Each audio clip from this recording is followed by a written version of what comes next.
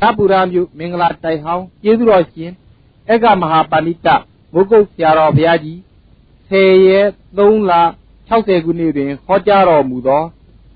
Detine Wizika Sagu, a Tine Patama Penny, Shen Nuyara Yahan, a Chauju Tiaro. With Valley Jifa, Nuyara, Sure, Yandabashi. Anyway, Dali Bimanuya, Sure, Yandabaga, Pay, Jamno, Nama, to Jammer Jam South Bidicala, Nereka. To Ubagan, I love you, a door chooser. A few days I cannot ship it, Doromian. Doromian never to be got Dekiriga on the book or Dora book, where do Maya man, she. Near Jama, so we did it, made. They do have made of to cheer up, Pangman and one egg, some place shot be the cheer up of Sadwana, Cheney, Dunyan, one at cheer up. And I look here, I was a Tumajina. Majena do, Tuna Chutta de Miambedica, Nera, Yanda Lamachupu, or the Vandaraga Naga, Yanda Matisha. There are one around the own Gujireka, Tuma. The Garamari, much. But do I see the lal, so that Wizikisa too much sheep. But do I they and Nevan, Yautwara la, so the Wizikisa Nakushi. But do I see the last, so the Wizikisa the Cheshi, no? And Anuyarama. Poko that do I see the last, so that to say the machine, Poko that do I see to my Machivania, Nelly or La. You know, Wizikisa, she. Poko that do a delation, you change and a Poko, and live on twice. Wally, you're the last. You know whether we dig it, I see. There you go, my wizard, I see that I had a mother with shivering up your theatre, I had a mother with shivering up your theatre party, no? Poko that do I see the la, we dig it, I see. Poko delation, live on the la, we dig it, I see. Era Wiziki I see and Punju the Garamari of Malika. Katie seen you did of Mala. Wiziki I see. Katie seen you did. Wiziki I see and Katie seen you did. Katie see, eh? Katie machine, Wiziki I dwell at you. Era de Shamatarama or Naro, Shafunika, the need of him. Lady Wiziki but that, Anuyara, Jamaican vehicle, and Narolo near Lohafi, among Malolo Science, among the Kakadin and Neva. Yama, they do with each other. But that, Babon Dani, Mamangang, Doti Charaku. Inuyara, Januyara, Surabogo, with the case at Tamanshi, near they him a view. So they don't build those Anisaraka, Natari, Minyada, Neva, Mayo, Payara, Ketanyara. They didn't made out with the Chinyas like Kunyam by name of Pin out of the Pin. Garamaro, Vijay is a beautiful, easy. You are. Vijay is a beautiful. Ogo is the la, Mashi the last, not quite chiller. Vijay is all of Malism. Ogo is the la, Mashi the last.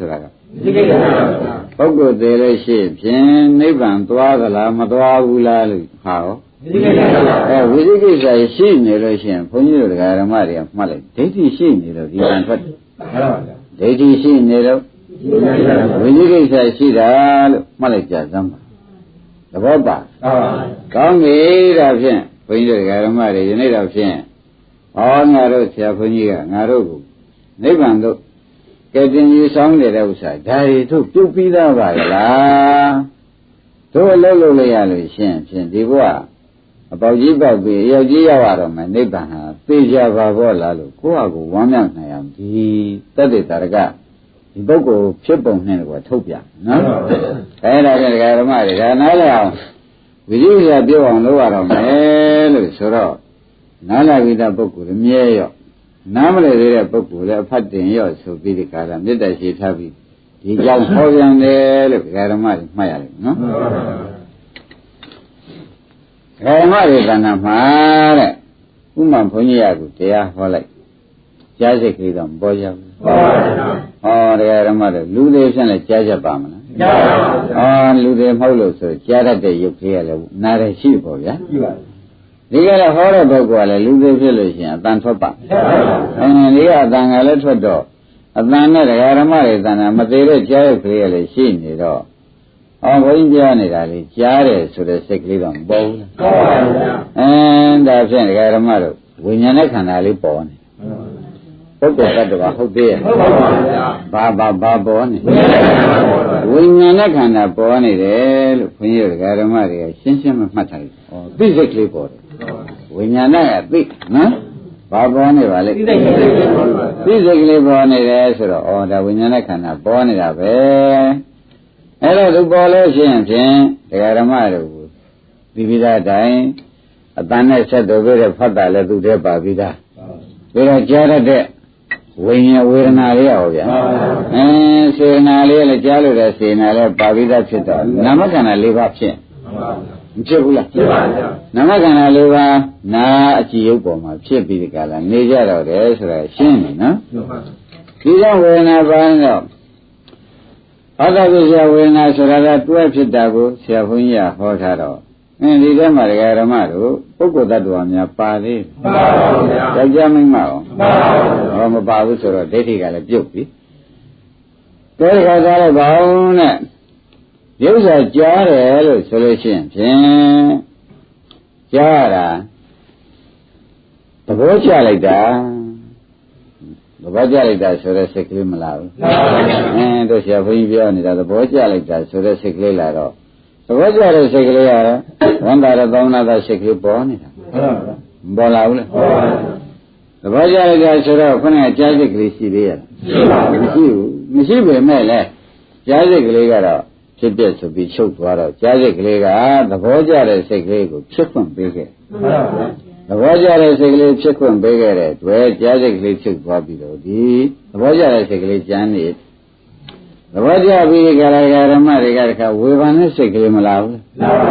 သဘောကျတဲ့စိတ်ကလေးချုပ်ပြီးပဲစိတ်လာပြန်ဝေဘာနဲ့စိတ်ကလေးလာပြန်တော့ဝေဘာနဲ့စိတ်ကလေးလာပြီးနောက်မှတခါကြည်ညိုတဲ့စိတ်ကလေးလာပြန်တယ်တခုချုပ်ပြီးတခုဖြစ်နေတာသဘောကျဒါပြန်ဒီထဲမှာ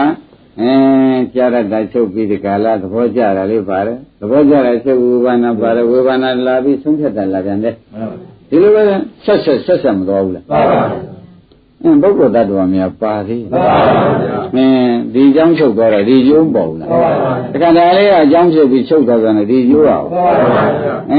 ဒီကျိုးချုပ်သွားပြီးဒီကလာသူကပฏิပေသဇနာဒီအကြောင်းတစ်ခုပေါ်လာဘူးလားဒီလိုကြီးပေါ်ပြီးဆက်သွားကြမသေးမရှင်းဆက်သွားမဆက်ဘူးဆက်သွားတော့ဒါတွေညီကုန်းချုပ်လိုက်တဲ့အခါကျတော့ပထမချုပ်သွားတယ်လေဖြစ်ဖြစ်ဒုက္ခသစ္စာဒုတိယပေါ်လာတာလေးလေဖြစ်ဖြစ်ဒုက္ခသစ္စာတတိယပေါ်လာတာလေးလေသရုပ်ကပေါ်လာတာလေးချုပ်သွားတာကအကြောင်းပေါ်လာတာကအကျိုးချုပ်သွားတာကအကြောင်းပေါ်လာတာကဒီလိုကြောင်းကျိုးတွေဆဲပေးကြလာသွားတာပုဂ္ဂိုလ်တ attva များပါသေးပါဒါဖြင့်ဒီကြောင်းကျိုးတွေကတို့ဘုရားရှင်တို့ကအကုန်ပဲအကြောင်းလည်းမလာတော့ဘူးအကျိုးလည်းရုပ်သိမ်းသွားပြီဆိုလို့ရှိရင်ဖြင့်ဒုက္ခသစ္စာတွေရုပ်သိမ်းသွားတာမှန်ပါဗျာဒုက္ခသစ္စာတွေရုပ်သိမ်းသွားတဲ့အခါကျတော့ဥအောင်တို့လူတို့ကဘယ်လိုများဥရတော့ဘယ်လိုဆုံးဖြတ်ချမလဲဒုက္ခသစ္စာရှင်တို့ကနိဗ္ဗာန်ပဲဒါဖြင့်နိဗ္ဗာန်ဆိုတာတရားဓမ္မတို့ဒီဒုက္ခသစ္စာကိုဖြစ်လိုက်ချုပ်လိုက်ဖြစ်လိုက်ချုပ်လိုက်ဖြစ်လိုက်ချုပ်လိုက်ဒီနောက်ထပ်မပေါ်တာဘာခေါ်ကြမလဲနိဗ္ဗာန်နောက်ထပ်မပေါ်တာနိဗ္ဗာန်လို့ဆိုတော့နိဗ္ဗာန်ဆိုတာကဒုက္ခသစ္စာချုပ်သွားတာကိုဆိုတာကိုဆိုတော့ပုဂ္ဂိုလ်တ attva သွားတာဟုတ်သေးရဲ့ဟုတ်ပါဗျာပုဂ္ဂိုလ်တ attva သွားတာမဟုတ်တော့ဘူးဆိုတာခြေရင်နဲ့သဘောကျအခုဖြစ်နေတာတွေကတော့ဒကာဓမ္မတွေတဏ္ဍာကြားစိတ်ဖြစ်တုန်းကလည်းဒုက္ခဖြစ်တာကြားစိတ်ပြည့်သွားတော့ဒုက္ခဖြစ်တယ်ဟုတ်ဘူးလားကြားပြီးကသဘောကျတဲ့စိတ်ကလေးဖြစ်တာလေဒုက္ခဖြစ်တာပဲသဘောကျတဲ့စိတ်ကလေးချုပ်သွားတာဒုက္ခဖြစ်ပါဘူးဝေဘာနာစိတ်ကလေးပေါ်လာပြန်တာဝေဘာနာစိတ်ကလေးချုပ်သွားပြန်ဒါပြန်ပရိစ္ဆေသမုပ္ပါတစ်ခုလုံးမှာဒုက္ခဖြစ်ဒုက္ခချုပ်ကြီးမရှိဘူးလားဖြစ်ပါဘူးပုဂ္ဂိုလ်သတ္တဝါများပါလေသေးလားဒါပြန်ဘုန်းကြီးကဒကာဓမ္မတွေဒကာဓမ္မတွေတဏ္ဍာမှာတနေ့လုံးဖြစ်နေတဲ့အဖြစ်တွေဟာ ဘာရင်းများဖြစ်လို့ဘာရင်းများပေါ်လို့ဘာရင်းများပြောင်းနေကြသလုံးလို့မေးဘယ်နဲ့ဖြေကြပါဖြစ်တာဒုက္ခပြတ်တာဒုက္ခတွေဆက်ဆက်နေတာပါဖေဟာမှန်ပါဘယ်လိုဆုံးဖြတ်ချက်ချဖြစ်တယ်ဒါတွေပဲအစမပြတ်ပေါ်နေတာပဲဖြစ်ဒုက္ခပြတ်ဒုက္ခအစမပြတ်ပေါ်နေတယ်ဆိုတော့ကျေနပ်အကယ်နိဗ္ဗာန်ရောက်သွားတာနိဗ္ဗာန်ရောက်သွားပြီဆိုတော့နိဗ္ဗာန်ပေါ်လာပြီဆိုတော့ဘယ်ဟာနိဗ္ဗာန်ပေါ်လာတာတော့မေးတော့လေဓမ္မတွေသိတဲ့အတိုင်းဖြစ်တာလည်းဒုက္ခပြတ်တာလည်းဒုက္ခအစဉ်ကြီးမရှိတာသဘောကျဖြစ်ဒုက္ခပြတ်ဒုက္ခအစဉ်ကြီးပဲနေမရှိတာကိုသိဒုက္ခအစဉ်ပြတ်သွားတာဘာခေါ်ကြမလဲကျွတ်တော့အခုဆက်ဆက်ပြီးအစဉ်စိတ်ဖြစ်နေတာတွေကတော့ဘာပါလိမ့်ဆက်ဆက်ပြီးဖြစ်နေတာရောပြတ်နေတာရောဒုက္ခကြီးပဲနော်ဒါတွေကအကုန်ချုပ်ငင်းရုပ်သိမ်းသွားတဲ့အခါကျတော့ဘာဆိုကြပါကောင်းပြီဒါဖြင့်ဒကာဓမ္မတို့ဒုက္ခဖြစ်တယ်ဆိုတဲ့ကလည်းဒုက္ခဖြစ်တယ်ဆိုတော့သမုဒိယအကြောင်းရှိလို့ဖြစ်တာပဲဒုက္ခဖြစ်တယ်ဆိုတော့ဘယ်နဲ့ကြောင့်ဖြစ်ပါလဲသမုဒိယအကြောင်းရှိလို့ဖြစ်ဒုက္ခချုပ်တယ်ဆိုတဲ့ဥစ္စာလည်းဘယ်နဲ့ကြောင့်ချုပ်ပါလိမ့်မလို့မေးတဲ့အခါကျတော့ကိုမဂ္ဂသစ္စာနဲ့ပွားများလို့ချုပ်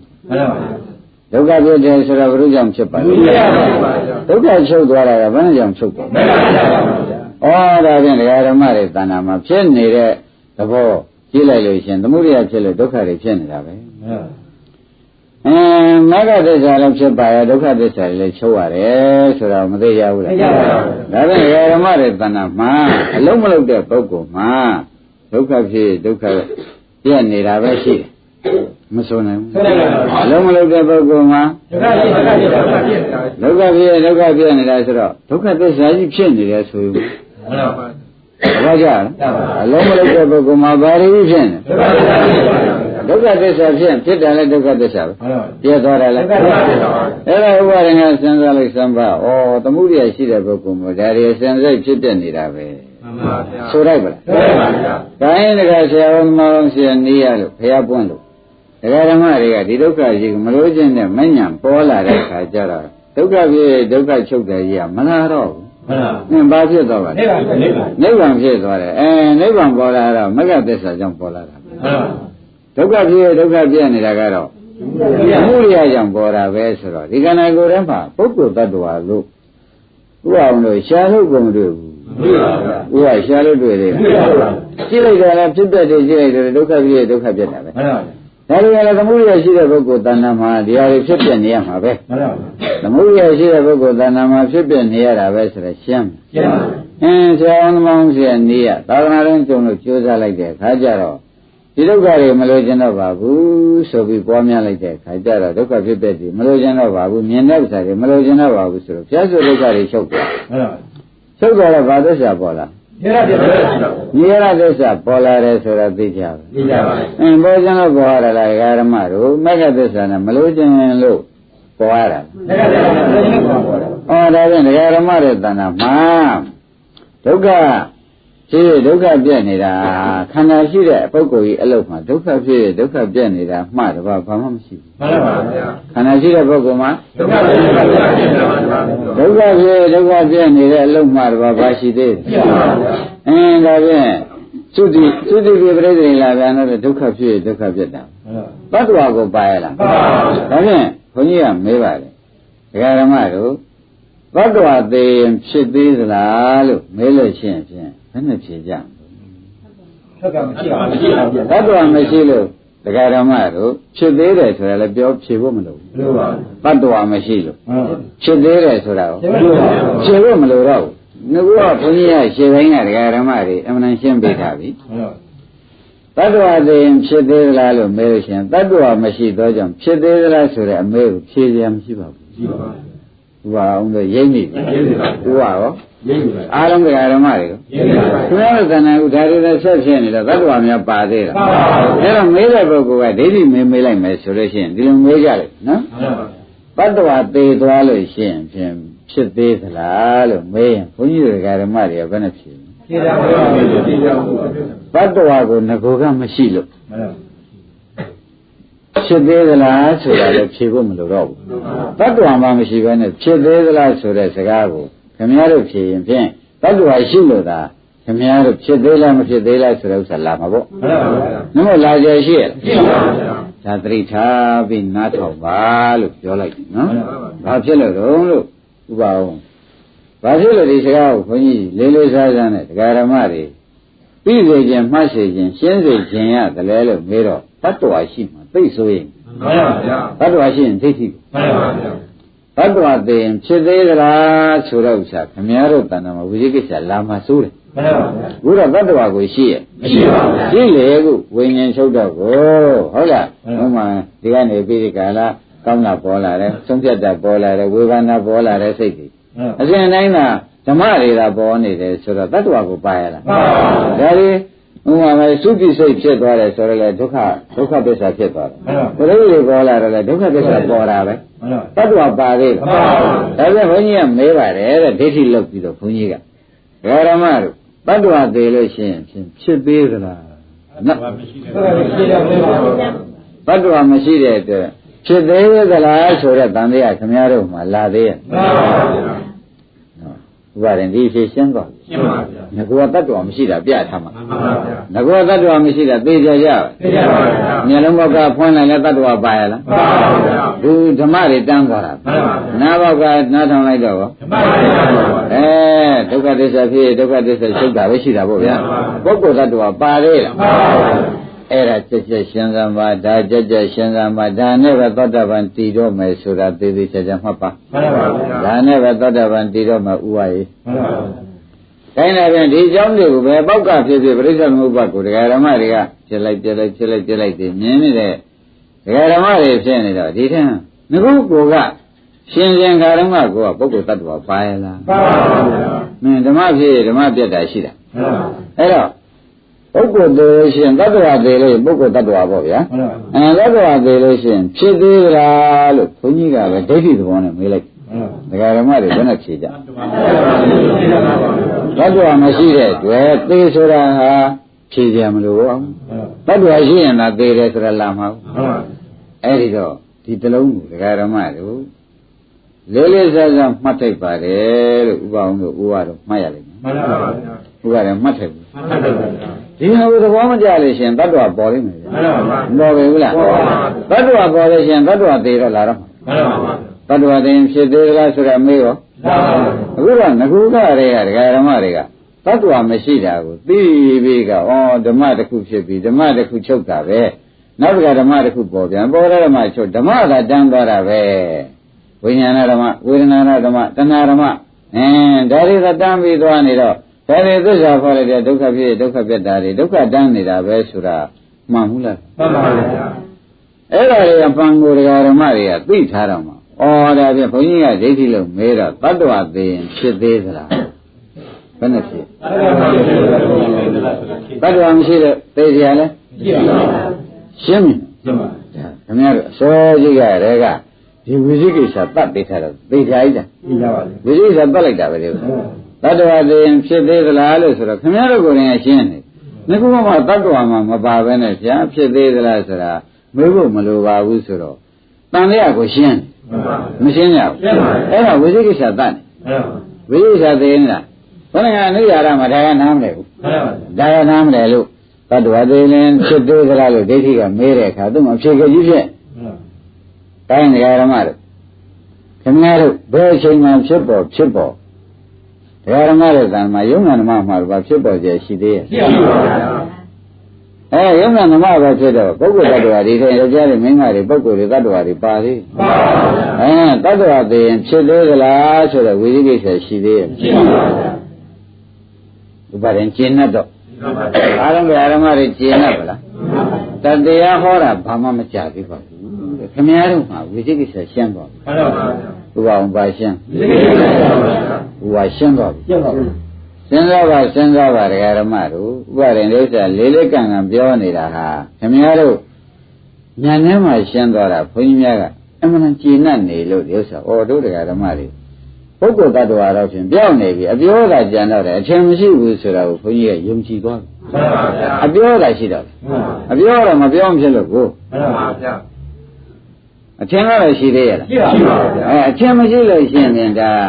ဒကာဓမ္မတို့တန်တရားဆိုတဲ့ဝိသိကိစ္စလာသေးရလား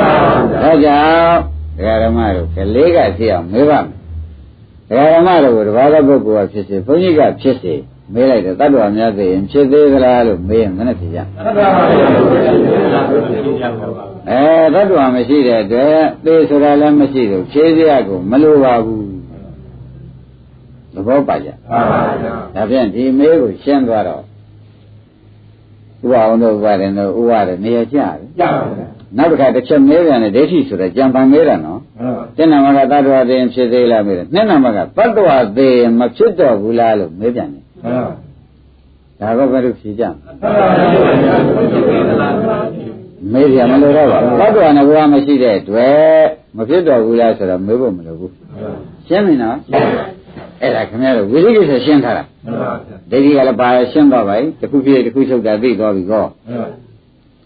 တတ္တဝါတွေလို့ရှိရင်ဖြင့်မဖြစ်ချီတဲ့လဲဖြစ်ချီတဲ့လဲလားလို့မေးရင်ဖြစ်တာဖြစ်ရမလို့ပါဘူးတတ္တဝါကမပါတဲ့အတွက်မေးလို့လူကတော့မဲမှာပဲနော်သူပု္ပ္ပာကလည်းခုရှိတာကဲလေးခုကြောင်သူမဲလိုက်တတ္တဝါတွေလို့ရှိရင်ဖြင့်မဖြစ်တော့ဘူးလို့ဆိုမလားတော့မဟုတ်ဖြစ်သေးတယ်ဆိုမလား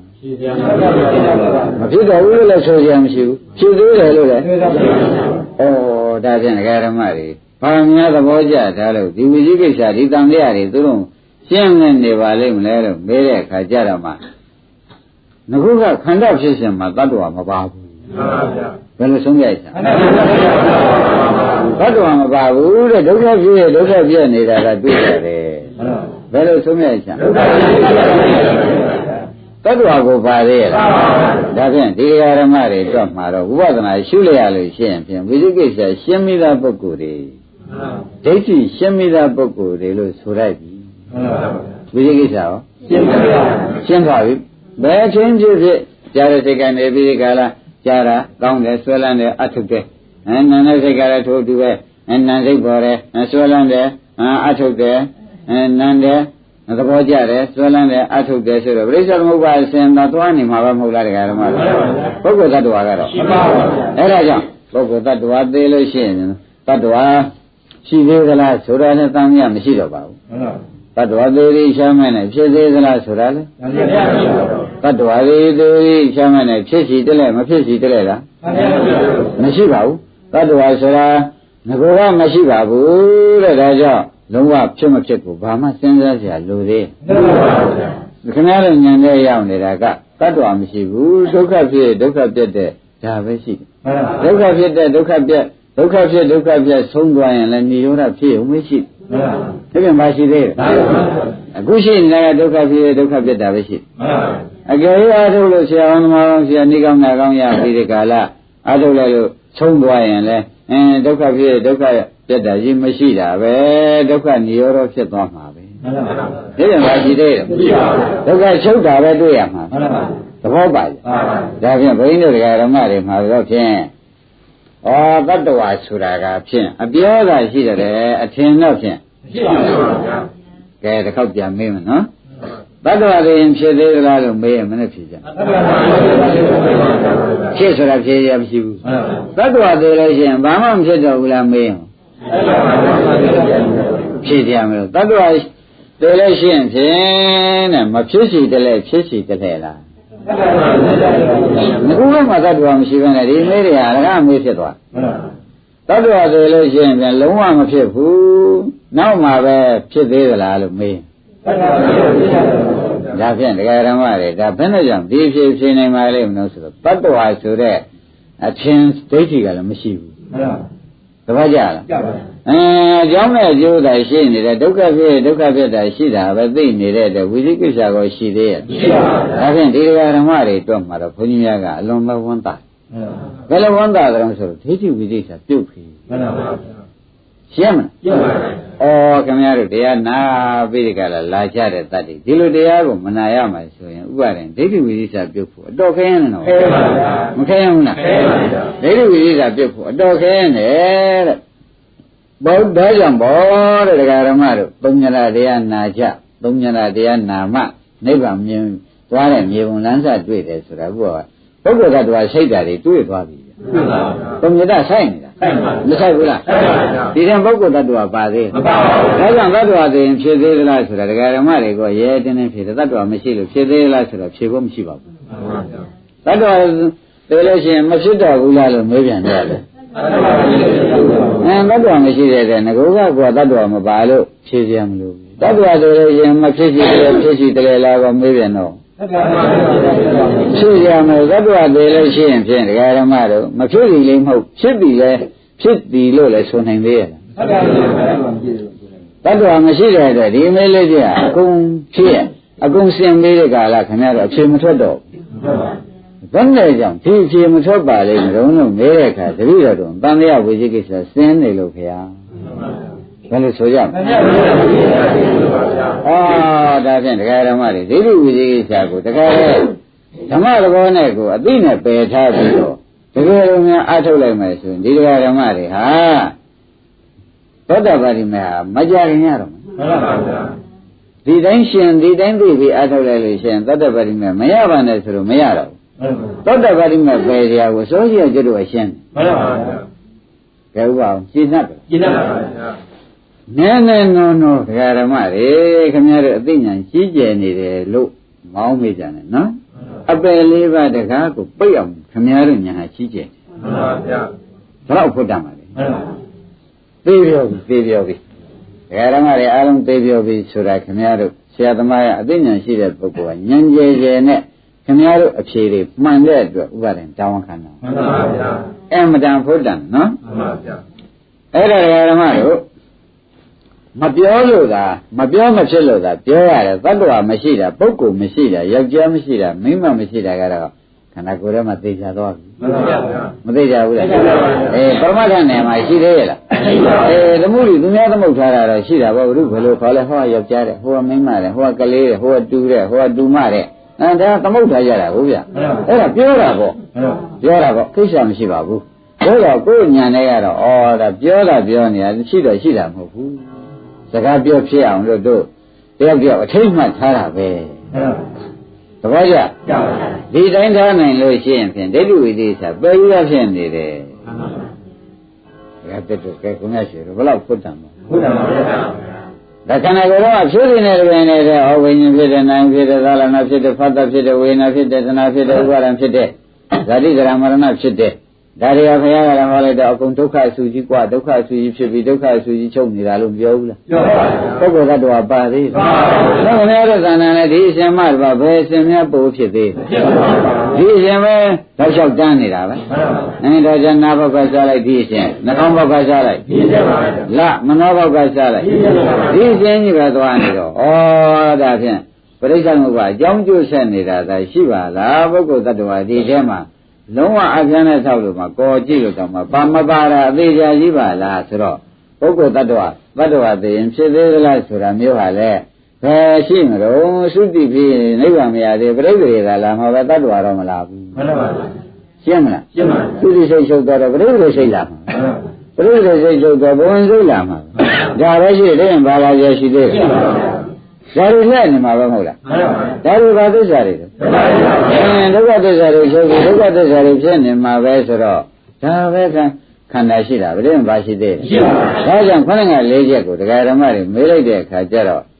တ attva သိရင်ဖြစ်သေးကြလားမေးတယ်လည်းဖြေချင်မရှိဘူးသဘောကျတ attva သိရင်မဖြစ်တော့ဘူးလားလို့မေးပြန်ရင်ဖြေချင်မရှိဘူးငါကဘာဖြစ်လဲတော့ခင်ဗျားတို့တန်တန်ထဲမှာကမပါဘူး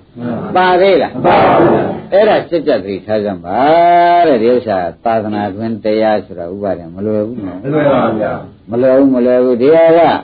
အခုဒကာဓမ္မတွေဖြေလိုက်တဲ့အထိပ္ပယ်ဉာဏ်ထဲမှာရှင်းပြီးဒကာဓမ္မတွေခြေချင်းနဲ့ကြီးညပြောတာဉာဏ်နဲ့မဖြေဘဲနဲ့ဟုတ်သားပဲဆိုပြီးတော့ဖြေလိုက်ရလို့ရှိရင်အပယ်တော့သိကြပြီလုံးဝမရှိဘူးမှန်ပါဘူးဒါကြဖြင့်သတ္တဝါသိရင်မဖြစ်တော့ဘူးလားလို့မေးပြန်ရင်ရောသတ္တဝါသိရင်မဖြစ်ကြည့်တယ်လေဖြစ်ကြည့်တယ်လားလို့မေးပြန်ရင်သတ္တဝါကငကူကမရှိ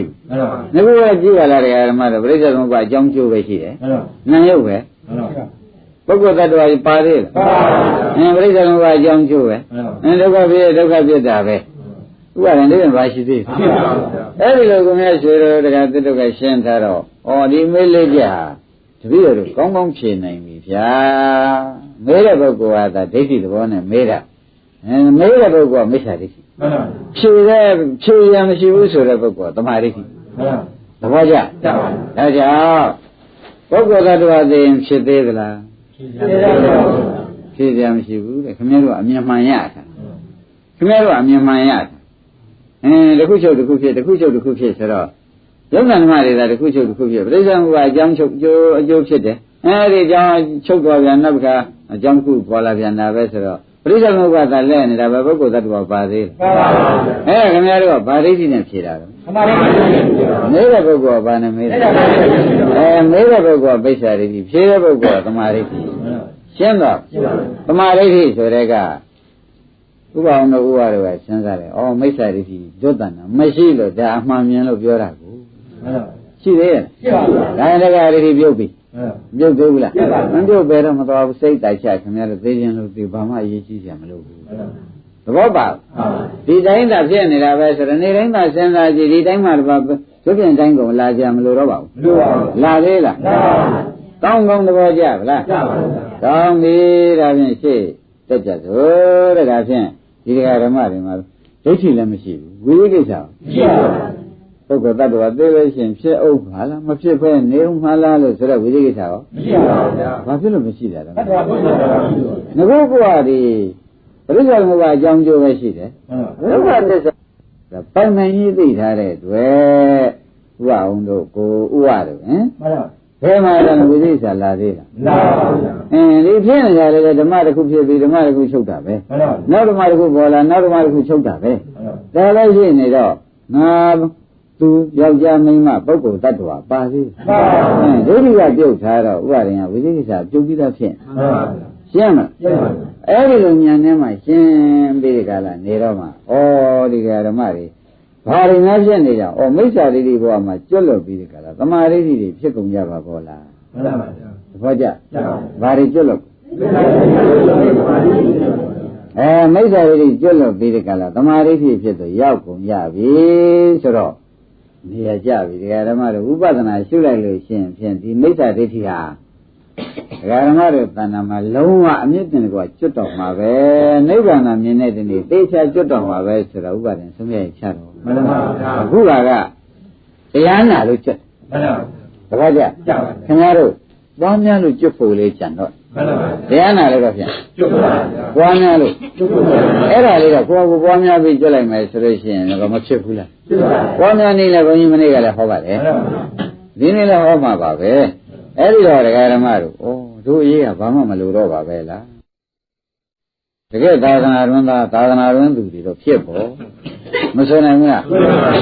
အဲ့ဒါသာသနာ့တွင်သာသနာ့တွင်သူဖြစ်တဲ့အဓိပ္ပာယ်ဟာ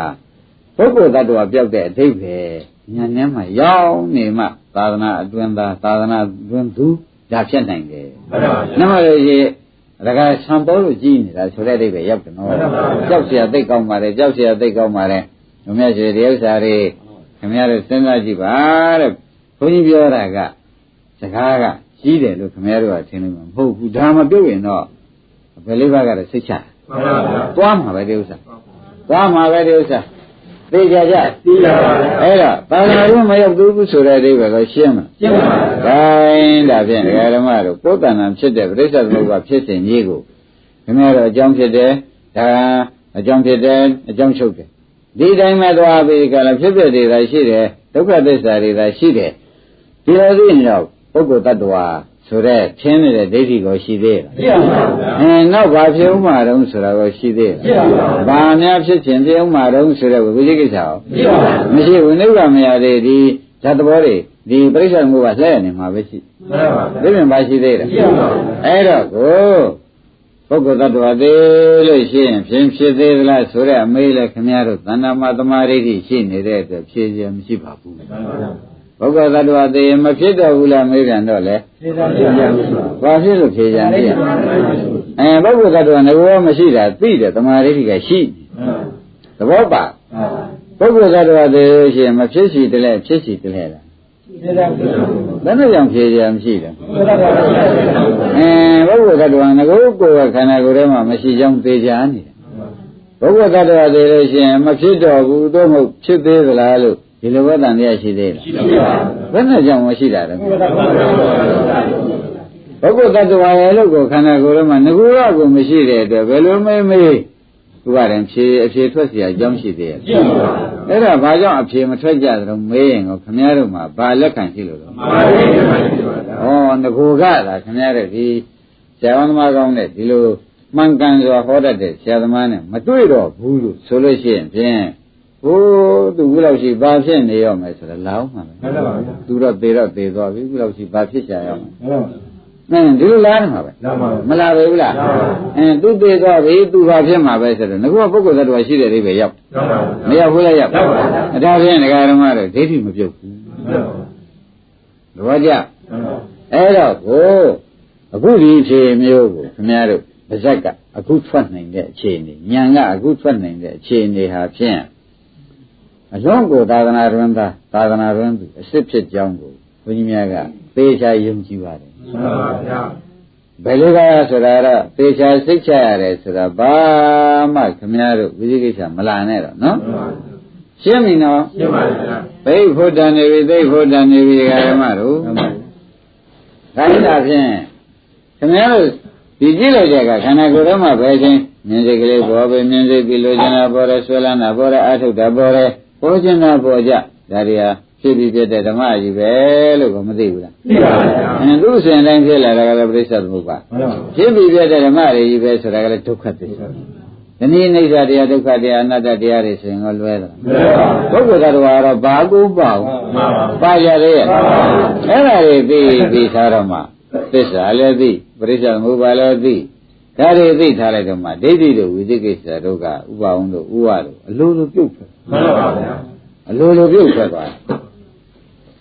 ကဲအဲ့ဒါလည်းအလိုလိုပြုတ်ထွက်သွားတဲ့တွေ့တဲ့ဒီကဝိပဿနာလုပ်လို့ရှိရင်ဒိဋ္ဌိဝိသိကိစ္စအပင်းမပါပဲနဲ့ခင်ဗျားတို့ခန္ဓာထဲမှာပရိစ္ဆေသမုပ္ပါဖြစ်စဉ်ကြီးကိုဖြစ်တဲ့တိုင်းရှုကြတော့မယ်ရှင်သေသေးချာချာမဟာသောတာပန်ဖြစ်မယ်ဆိုတာသုံးဖြတ်သေးချာမှန်ပါဗျာလောက်တာလောက်ကြတော့လောက်တာလောက်ကြမဟာသောတာပန်သေချာဖြစ်မဟာသောတာပန်ပြီးရတယ်အထက်ဒဂရကနာကံဖြစ်ဖို့ဒါဘုန်းကြီးတောင်းမလို့ပါဘူးဒကာဓမ္မတို့ဖြစ်တဲ့ကသာဆရာသူကသူတက်သွားတာပဲမှန်ပါဗျာရှင်းမလားရှင်းပါဗျာကောင်းပြီဒါဖြင့်အလွန်ကျေးဇူးများကြောင်းကိုအညစ်အကြေးဒိဋ္ဌိဝိသေကိစ္စတည်းဆိုအညစ်အကြေးတွေစင်ကြောင်းတို့ဒီကလည်းဆိုလို့ရှိရင်ဖြင့်အပေတံ္ဍရာကြီးမှာကျွတ်လွတ်ပြီးဒီကလာနေတဲ့အကြောင်းကိုယ်တိုင်သာသိကြပါတော့ဆုံးဖြတ်ချက်ချပါမှန်ပါဗျာအလုံးကိုခင်ဗျားတို့ဒီနေ့ဝမ်းမြောက်เสียကောင်းနေနေပဲမှန်ပါဗျာဝမ်းမြောက်เสียသိကောင်းနေနေပဲလို့သေချာမှတ်ကြပါမှန်ပါဗျာဒါဖြင့်ဒီဟာမရှင်းပဲနဲ့ဥအောင်တို့ကဖြစ်ပျက်ကိုအားထုတ်နေတယ်ဆိုလို့ရှိရင်ဒိဋ္ဌိဝိသေကိစ္စရှိရင်ဖြစ်ပျက်အားထုတ်လို့ရှိရင်အနုရာဒရကုန်မရဘူးမှန်ပါဗျာဖြစ်တဲ့တော့မြင်တယ်မှန်ပါဗျာမရဘူးသူခိုင်းဒါပြန်သူ့ဝတ္ထုကိုဒကာဓမ္မတွေဘုရားခင်ကိုရောမြတ်ကြီးနဲ့အမေးဖြစ်ထုတ်ပြီးကြလားဒီဝတ္ထုကိုရှင်းအောင်ပြောကြဆိုတော့အဲ့ဒါအလုပ်လဲပါသွားတော့မယ်ဆိုတော့မှတ်ကြတော့နော်မှန်ပါဗျာဘယ်လိုရှင်းရမလဲလဲဆိုတော့ဘုရားခင်ကိုရမကြီးကဝေဇာလိပြည်မှာသတင်းသုံးအထွတ်ရှိတဲ့ကျောင်းတွေမှာသူနေလိုက်တယ်ဟောရင်အနုရာရကဘေးကျောင်းလေးမှာနေဒိဋ္ဌိတွေကလာကြမိစ္ဆာဒိဋ္ဌိလူမျိုးမိစ္ဆာဒိဋ္ဌိကလာကြဘုရားရှိတော်မဝင်မနဲ့အနုရာရကျောင်းဝင်ကြအနုရာရကျောင်းဝင်ကြတဲ့အခါကျတော့ရှင်နုရာရနဲ့အနာပသနာပစကားတွေပြောပြီးဒီကလာနေတော့အနုရာရလည်းဘုရားနဲ့အတူတူနေပါတယ်ဆိုတော့ဘုရားရင်တို့မှတ်ဖို့ပေါ့ဗျာဝိပဿနာလုပ်တော့လုံးနေတာပေါ့ဗျာမှန်ပါဗျာဝိပဿနာလုံးနေတဲ့ပုဂ္ဂိုလ်နော်မှန်ပါဗျာတိုင်းတာနဲ့ဒိဋ္ဌိတွေကဝင်လာပြီးကြလားအနာပသနာပဆိုတဲ့ရှင်ရှင်ငန်းငန်းစကားတွေပြောဆိုပြီးကြလားရှင်အနုရာရမြတ်စွာဘုရားတိုင်ကိုယ်တော်မြတ်ကြီးတာအလွန်မြတ်တဲ့ပုဂ္ဂိုလ်ကြီးလည်းဖြစ်ပါတယ်ပုဂ္ဂိုလ်သူပုဂ္ဂိုလ်ကျွန်လည်းဖြစ်ပါတယ်သူဟာဘယ်လိုများပြောလို့ဆိုလို့ရှိပါလိမ့်မလဲတဲ့တတ်တော်များသိလို့ရှိရင်ဖြစ်သေးသလားဆိုတဲ့စကားများဘယ်လိုများပြောလို့ရှိဆိုဟောဒီရက်ကကြိုင်တာတို့ကရှင်းပြီလားရှ ရှင်နေရတာတဲ့ဘုရားသခင်ကိုယ်တော်ကြီးပုဂ္ဂိုလ်လူပုဂ္ဂိုလ်များပါတဲ့ပညာမှာလည်းအမတမထူးကြတဲ့ပုဂ္ဂိုလ်ဘုံကပါရမီမှာလည်းဆိုးစရာမရှိတဲ့ပုဂ္ဂိုလ်အဲဒီပုဂ္ဂိုလ်ကြီးကတတ္တဝါများသိရင်ဖြစ်သေးသလားလို့ဆိုလို့တတ္တဝါများသိရင်ဖြစ်သေးသလားလို့မေးကြတော့ဘယ်လိုများဖြစ်မယ်ထင်သလဲဘုံမဟုတ်ရင်လည်းတတ္တဝါသိရင်မဖြစ်တော့ဘူးလားမေးရင်လည်းဘုရားပဲလို့များအမိန့်ရှိဘူးတည်းဒိဋ္ဌိတွေကဟုတ်တော့တတ္တဝါသိလို့ရှိရင်ဖြင့်မဖြစ်ရှိတယ်လေဖြစ်ရှိတယ်လေလားဒီလိုများမေးရင်ဘယ်လိုများဖြေလို့ရှိပါလိမ့်မလဲဘယ်လိုများအမိန့်ရှိဘူးတည်းဒါနုရမဲနေတာနော်တတ္တဝါသိလို့ရှိရင်လုံးဝမဖြစ်တော့ဘူးလို့လည်းမဟုတ်ဘူးဖြစ်တဲ့အခါဖြစ်သေးတယ်ဆိုတဲ့အဓိပ္ပာယ်မျိုးကိုလည်းဘုရားကြီးပြောလို့ဟောလိမ့်မယ်ရှိပါသလားဆိုတော့အနုရတာဘယ်နှချက်မေးတယ်မေးရ၄ချက်အစကခင်ဗျားတို့ရှင်းပြီးသားဖြစ်နေလို့ဒါအခုရှင်းတာဒါကထောက်ခံတဲ့ဝတ္ထုကိုဥစ္စာရင်ထုတ်ပြတာနော်ဒါနဲ့အနုရတာကဘာလဲခင်ရှင်ဒိဋ္ဌိတို့မေးတဲ့ဥစ္စာဟာတဲ့ဒီ၄ချက်ကိုတော့ဘုရားသခင်ကိုရမကြီးကမဖြေပါဘူးတဲ့ဒီ၄ချက်ကိုအပထားတာကြီးပါပဲဘယ်ဆောင်မှဖြေလို့မရှိပါဘူးတတ္တဝါသေးလို့ရှိရင်ဖြစ်သေးလားတတ္တဝါသေးမဖြစ်တော့ဘူးလားတတ္တဝါသေးမဖြစ်ရှိတယ်လေဖြစ်ရှိတယ်လေတတ္တဝါသေးလုံးဝမဖြစ်တော့ဘူးနောက်မှပဲပြန်ဖြစ်တဲ့သဘောမျိုးဒီလိုဥစ္စာတော့ဖြင့်ဘုရားကဘယ်ခါကာလမှာဒီလေးပါကျင့်ထားပြီးတဲ့ကာလဘယ်တော့မှဖြေလို့လည်းမရှိပါဘူးသူကဘယ်ဖြေလည်းမရှိဘူးဆိုတာတော့သူဖြေလိုက်တယ်နော်မှန်ပါဗျာတဲ့တော့တဲ့မနေဘူးလားတဲ့ပေမဲ့သူဟာကဘုရားဖြေလည်းမရှိဘူးဆိုတော့သူဘုရားဖြေလည်းမရှိဘူးလို့သူကတော့ဗဇက်ကတော့ပြောလိုက်တာပြောပေမဲ့ဒိဋ္ဌိတွေကလည်းပြန်သွားကြရအောင်ဒိဋ္ဌိတွေကပြန်သွားရိုးပြန်တာမဟုတ်ဘူး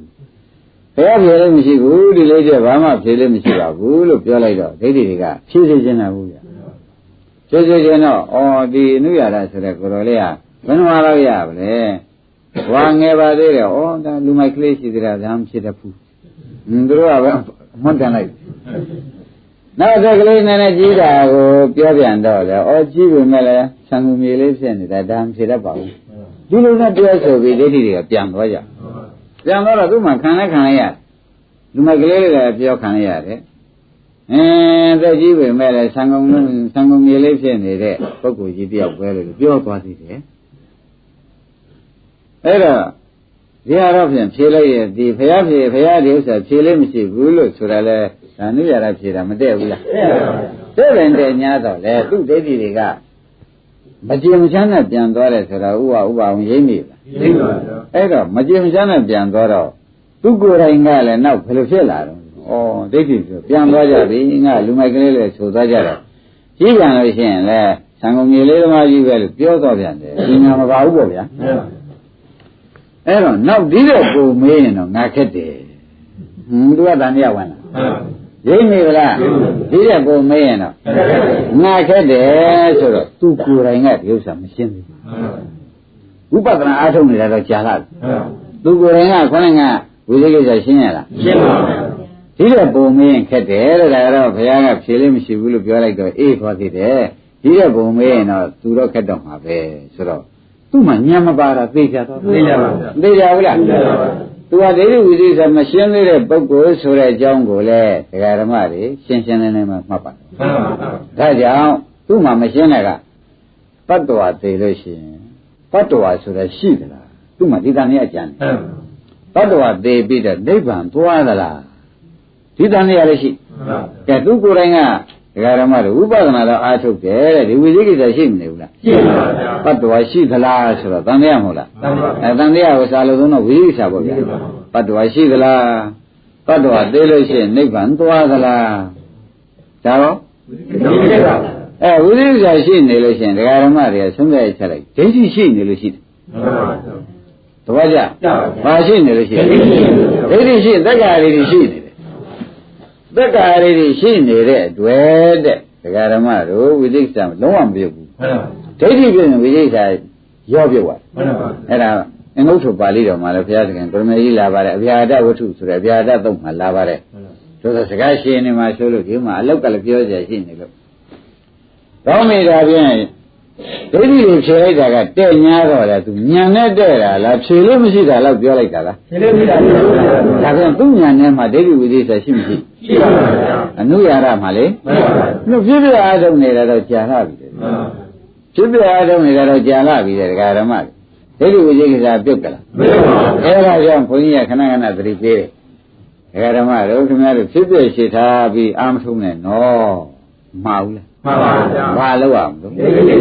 ဒိဋ္ဌိအရင်ဖြုတ်ပုံဒိဋ္ဌိရင်ဖြုတ်မဲ့ခြင်းပရိစ္ဆေသမုပ္ပါဒ်နဲ့ခန္ဓာကိုနားလည်ပါစေမှန်ပါဗျာသဘောကျ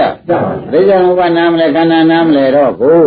ပရိစ္ဆေသမုပ္ပါဒ်ခန္ဓာကြီးကိုပင်ပုဂ္ဂိုလ်သတ္တဝါလုတ်ပလိုက်ပြီမယ်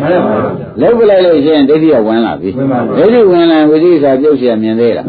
အဲ့ဒါကြောင့်ဖြစ်ပြနောက်သားလုတ်ပါအိဋ္ဌဒုက္ခအနတ္တနောက်သားလုတ်ပါဒကာဓမ္မတို့ဒိဋ္ဌိဖြုတ်ရအောင်လုပ်ပါဒိဋ္ဌိဖြုတ်ခြင်းပရိစ္ဆေသမုပ္ပါဒ်နားလည်အောင်လုပ်လို့ပါဦးပရိစ္ဆေသမုပ္ပါဒ်ဖြစ်ကြောင်းပရိစ္ဆေသမုပ္ပါဒ်ချုပ်ကြောင်းပရိစ္ဆေသမုပ္ပါဒ်ဒီနှစ်ခုနားလည်အောင်ဥပအောင်လို့လုပ်အောင်မှန်ပါဗျာရောက်လာဖြစ်တဲ့ကြိုးစားกว่าဆိုရင်တော့သွားပြီဒီဆရာကြီးမသွားနဲ့ခင်ဗျားတို့ဘာမှဖြစ်မှာမဟုတ်ဘူးဘာမှမဖြစ်ဘူးစိတ်တချတာဘာလို့လဲဆိုတော့ဒီဘုရားနဲ့နေတဲ့အနုရာရကိုပဲကြည်စမ်းမှလာဒကာဓမ္မတို့ဖြစ်တဲ့တွေကမြင်လိုက်တာမုန်းမွန်လို့သူကိုယ်တိုင်ဒိဋ္ဌိဝိသေသပြုတ်ကြလားဒိဋ္ဌိကဒီတဲ့ပုံမေးရင်တော့သူတော့ခက်တော့မှာပဲသူမဖြေတတ်တော့ဘူးတဲ့အခုသူတွေကလည်းဘုရားဖြေလို့မရှိဘူးသာပြောလိုက်တယ်သူညာနဲ့ရှင်းတဲ့သဘောပါရလားမရှင်းတဲ့သူဘာကြမ်းနေတယ်ဆိုတာခင်ဗျားတို့သိဒိဋ္ဌိဝိသေသကြမ်းတယ်ဆိုလိုက်တော့ဝိသေသကြမ်းရင်ဒိဋ္ဌိရှိတယ်ပြီလို့ဆုံးဖြတ်ချက်ချမှန်ပါဗျာသဘောကျဒိဋ္ဌိပြုတ်ရင်ဝိသေသပြုတ်တာပဲဝိသေသကြမ်းနေတယ်ဆိုတော့ဘာရှိသေးလဲဒိဋ္ဌိကြမ်းနေသေးလို့ဆိုတာသိသိချာချာဆုံးဖြတ်ချက်ချပါဒါနဲ့ဒီတိုင်းနေလို့တော့မဖြစ်တော့ဘူးဒီကပုံမေးရင်တော့ငါတော့ခကြီးခက်တော့မှာပဲဒါဘုရုညီလုံးပါလိမ့်ဒကာဓမ္မအနုရာတိုင်းညီလုံးဖြစ်ပြတယ်တော့မောမောနဲ့အောင်မြင်တော့ဘာလို့နေတယ်ဆိုတာဒကာဓမ္မတွေရှင်းမလားဘာလို့နေတော့ဝိသေသမပြုတ်ဘူးဝိသေသမပြုတ်တော့ဘာရှိနေတယ်ဟုတ်ပြီဒကာဓမ္မတို့နေရကြတော့သူ့စိတ်ထဲမှာဒီတဲ့ပုံမင်းခက်ချီရဲ့ဆိုတဲ့တန်တရားဝိသေကိစ္စရှိနေတော့သူကိုယ်တိုင်မပိုင်သေးတာကိုဘာမှပြောကြံမရှိဘူးသူကသူပေါ်နေပေါ်ဘူးလားသူကိုယ်တိုင်ဝိသေကိစ္စရှိတာပေါ်နေဝိသေကိစ္စရှိတယ်ကသူဒိဋ္ဌိမပြုတ်သေးတာချင်းရှားနေရိမ့်မိဗလားအဲ့ဒါနဲ့ဖြစ်သေးပါဘူးဒီတိုင်းနေလို့ရှိရင်နောက်ဒိဋ္ဌိကလာမေးခက်ချီရဲ့ဖယားသွားရှောက်မှာပဲတခါတော့ဘုရားရှိသွားတာရှင်ဘုရားတဲ့ရှင်ဘုရားကျောင်းကြီးနံပေးမှာတပည့်တော်ကျောင်းလေးနဲ့နေပါတယ်ဗျာတဲ့မနေ့ကဒိဋ္ဌိကလာကြတယ်ဗျာလာကြပြီရှင်ဘုရားကုံနေလဲရှင်းမွန်းကြတယ်ဘုရားဥတ္တမဗုဒိသအမှန်မြတ်တဲ့ပုဂ္ဂိုလ်ပရမဗုဒိသအလွန်မြတ်တဲ့ပုဂ္ဂိုလ်အဲ့ဒီအလွန်မြတ်တဲ့ပုဂ္ဂိုလ်ကတတ္တဝတည်းဖြစ်သေးသလားလို့များဟောဘူးသလားတတ္တဝါတည်းမဖြစ်သလားလို့မဖြစ်တော့ဘူးလို့ဟောဘူးသလားတတ္တဝါတည်းမဖြစ်စီတယ်ဖြစ်စီတယ်လို့ဟောဘူးသလားတတ္တဝါတည်းလို့ရှိရင်လုံးဝတော့မဖြစ်တော့ဘူးနောက်မှဖြစ်ပြန်တယ်လို့ဒီလိုများဟောဘူးသလားဆိုပြီးတပည့်တော်လာမေးကြတယ်ဗျာတပည့်တော်ကဖြေလိုက်ပါတယ်ဒီမေးလို့ချက်ကိုတော့ဘုရားဘယ်တော့မှဖြေလို့မရှိဘူးလို့ပြောလိုက်ပါတယ်ပြီးသူတို့ပြန်သွားတပည့်တော်ကိုတော့ဗျာဒါမင်းလူမိုက်ကလေးပဲငယ်လေးရှိသေးတာပဲအသက်ကြီးပေမဲ့လည်းမင်းဟာဒါမဖြစ်နိုင်ဘူးဆိုတဲ့ဆံကုန်မြေလေးသမားပဲပြောပြီးတပည့်တော်ပြန်သွားကြတယ်နောက်သူပြန်သွားပြီးတော့စဉ်းစားတယ်ဒီဒိဋ္ဌိတွေကနောက်ဘာများလာမေးလို့ရှိရင်ဖြင့်ဘယ်လိုများဖြစ်ရမလဲဆိုတာသူ့စိတ်ထဲမှာဖြင့်အမှန်တမ်းအရှုပ်ထွေးဖြစ်နေတယ်ဆိုတော့ဘုရားရိပ်သူ့ကိုယ်တိုင်မဟန်ဘူးမှန်ပါဗျာဘုရားရိပ်မိသူ့ကိုယ်တိုင်မဟန်ဘူးလို့ရိပ်မိတယ်သူ့ကိုယ်တိုင်ဆိုတော့ဘယ်လိုတော့အနုရာရကိုယ်တိုင်ဝိသိကိစ္စမပြုတ်ဘူးကွာဆိုတာဘုရားကရိပ်မိပါတယ်တဲ့ဒကာဓမ္မတို့ကဘုရားကနောက်ရမေးရင်ဘယ်နဲ့လုံးမလုံးဆိုတာနဲ့ကိုပဲဘုရားကသိနေပြီငါလူအနုရာရတော့ပြန်သူကိုယ်တိုင်ကိုကလည်းဝိပဿနာသာရှုနေတာဝိသိကိစ္စနဲ့ဒိဋ္ဌိမပြုတ်သေးပါလားသူ့ကိုဟောမှတော်မှာပါလားဒိဋ္ဌိဖြေတာသာထောင်းဒါဒကာဓမ္မတို့တရားကိုလွှဲပြရဒိဋ္ဌိဖြေကိုဟောမယ်လို့ဘုရားရှိခိုးသလားသူ့ဟောဖို့စိတ်ကူးရမှာမနဲ့ကြောင့်သူ့ဟောဖို့စိတ်ကူးရမှာပါလေဒိဋ္ဌိဝိသေကသူ့မပြုတ်ခဲပြင်းနေလို့နောက်တစ်ခါမေးခက်ချီရဲ့ဘူးဒ ကယ်ဓမ္မတို့အခုသိသလောက်တောင်မှအနုဒ္ဒါကလာရလားကဲဒကာဓမ္မတို့ရတော့ဘုန်းကြီးကရှားကမေးလိုက်တယ်မဟုတ်လားတတ္တဝါသိရင်ဖြစ်သေးသလားဆိုတော့ခင်ဗျားတို့ကဘယ်နဲ့ဖြေဒီလိုဖြေရမယ်ဥစ္စာသူ့ကိုယ်ဒီဖြေမထွက်နိုင်ဘူးနုရတာကထွက်နိုင်ရလားမထွက်နိုင်ဘူးတကယ်မဖြေဘူးလားသူထွက်နိုင်တယ်သူကိုယ်တိုင်ဉာဏ်နဲ့ရှင်းပြီးဖြေနိုင်ရလားဖြေနိုင်ပါဘူး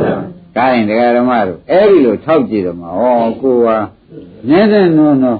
ဆရာသမားရဲ့ဂုဏ်ကျေးဇူးကိုတရားပုံကိုပြီးဒီကလာနားတဲ့ကျေးဇူးကိုယ်တိုင်အထုတ်တဲ့ကျေးဇူးကအနည်းနည်းနော်အသားတက်နေတာမဟုတ်ပါလား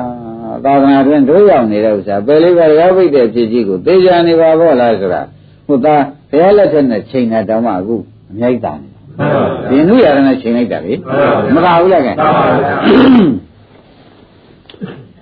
အဲ့တော့ဘုရားသွားလျှောက်တယ်ရှင်ဘုရားဒီလေးချက်လည်းမေးတာတပည့်တော်ဘုရားဒီလိုဖြေလို့မရှိဘူးလို့ဆိုတယ်တို့ပေမဲ့တို့ပြန်သွားတာတပည့်တော်စိတ်ထဲမှာဒီလိုဖြစ်လာတယ်ဒိဋ္ဌိတွေကဒီလိုပုံလွန်တဲ့အဓိပ္ပာယ်မျိုးကိုမေးတဲ့တည်းရှိတော့ငါမှဖြင့်အခက်ကြီးပဲဆိုပြီးရှင်ဘုရားတန်လျှောက်ရခြင်းဖြစ်ပါတယ်လို့နှုရတာကပုံမှန်နေနေမှလျှောက်တယ်အဲ့ဒီဘုရားကရိပ်မိသိမိဘူးလားတကားတော့ဘယ်လိုရိပ်မိသူကိုယ်တိုင်ဒီအနုရာရကိုယ်တိုင်ဒိဋ္ဌိဝိသမပြုတ်သေးဘူးဟေးဒါကြောင့်သူ့မှာအကြတဲ့သူစိတ်ထဲဖြစ်နေတာသဘောပါသူ့အကြတဲ့ဖြစ်နေတာသူကိုယ်တိုင်မရှင်းလို့အကြတဲ့ဖြစ်နေတာပဲဆိုတာပေါ်လာတယ်ဘာအောင်တဲ့ဘလို့ခက်တယ်ဆိုတာအိပဲဆရာတော်မှာကောမတွေ့မယ်ဆိုလို့ရှိရင်ခင်ဗျားတို့ပယ်လေးပါးတကားပိတ်ဖို့များလွယ်ဖို့မလွယ်ဘူးလွယ်ပါဗျာဒါလည်းလွယ်ပါမလားလွယ်ပါဗျာမလွယ်ဘူး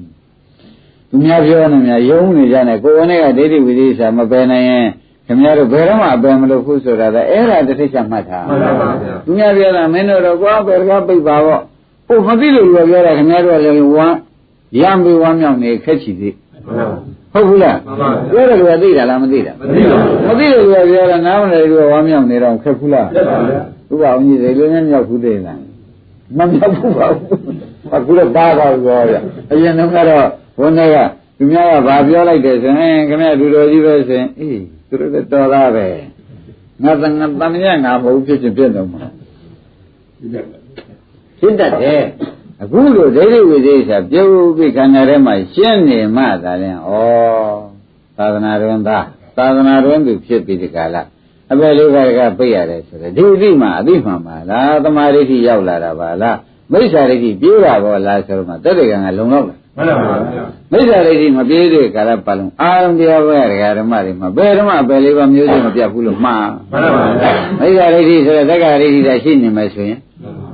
အပယ်မျိုးတွေရမှန်ပါဗျာဝိနည်းမှာအမြဲကိန်းတယ်မှန်ပါဗျာအနုတရားသဘောနဲ့ကိန်းတယ်မှန်ပါဗျာသဘောကျလားမှန်ပါဗျာအဲ့တော့ငါသူပြောဖို့လို့ခင်ဗျားတို့ဆုံးဖြတ်ချက်ချလို့ရှင်းပြောမသိတဲ့မိုက်တဲ့ပုဂ္ဂိုလ်ကြီးဆုံးဖြတ်ချက်ချပါပဲဆိုတော့မဆိုလိုက်အဲ့ဒါကြက်ကြက်စဉ်းစားပါဒကာဓမ္မတို့အခုဘုရားသခင်ကိုရမကြီးကိုယ်တိုင်ဝင်လာပြီအနုရာကဒီလေးကျွတ်တဲ့ပုံမေးလို့ရှင်းသူ့မှာခက်ကြီးဖြစ်တော့မှာပဲတဲ့အဲ့ဒါကြောင့်အရှင်ဘုရားထံကိုတပည့်တော်လာပြီးရှောက်ရခြင်းဖြစ်ပါတယ်ဆိုပြီးသူပုံမှန်လည်းမရှောက်ဘူးလားရှောက်ပါဘူးရှောက်တော့ဘုရားသခင်ကိုရမကြီးကသဗ္ဗံဇာနိတိသဗ္ဗညုဆိုတဲ့သူတော်စိတ်ကိုလည်းဣန္ဒြိယပရောပရိယညာနဲ့သိပြီးသားဖြစ်နေတော့အနုရာရသူကိုယ်တိုင်ကိုဒိဋ္ဌိဝိသေစာမပြုတ်အကြတဲ့တွေ့နေပါဗောလားဆိုတော့ဥစ္စာကဲသူ့ကိုပင်လဲဒိဋ္ဌိဝိသေစာဖြုတ်ပြီးတဲ့ကလာသောတာပန်တရားဟောမှတော်တော့မယ်ဆိုပြီးဒါဟောရမှန်ပါဗျာဓမ္မတို့သဘောပါလားမှန်ပါဗျာနုရာရကိုယ်တိုင်ကိုပဲဥပါဒံဘာဖြစ်နေလဲဥပက္ခမလို့ဘူးလဲလို့တာ